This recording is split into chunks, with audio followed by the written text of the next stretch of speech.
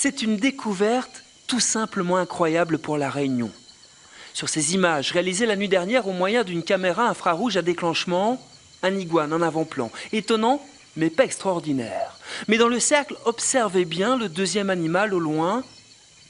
Il s'agirait d'un Raphus cuculatus, autrement dit, un dodo. Aucun doute possible lorsque l'animal s'approche de la caméra. Ces images ont été tournées par Klaus Köhler. Le scientifique allemand de passage dans l'île est chargé d'étudier la présence de reptiles dans un lieu reculé. Là, entre les jocavers, là. Et lorsque Klaus visionne les images tournées cette nuit, il n'en croit pas ses yeux. J'étais absolument surpris, ébasourdi. C'était quoi ce qu'on voit là? Ben, voilà, il y a un animal que j'ai eu des difficultés à décrire, à reconnaître. Pour le scientifique, l'animal aurait très bien pu se réfugier dans des grottes depuis des siècles. Il y a quand même des possibilités de revenance, je veux dire, caché quelque part dans les ravines, dans les crevasses de la montagne. Je veux dire, chez nous en Allemagne, on a de nouveau le loup.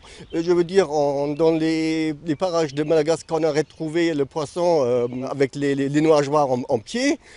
Pourquoi pas? Pour moi, c'est tout à fait raisonnable que 1, 2, 3 couples se sont cachés derrière, quelque part dans les montagnes.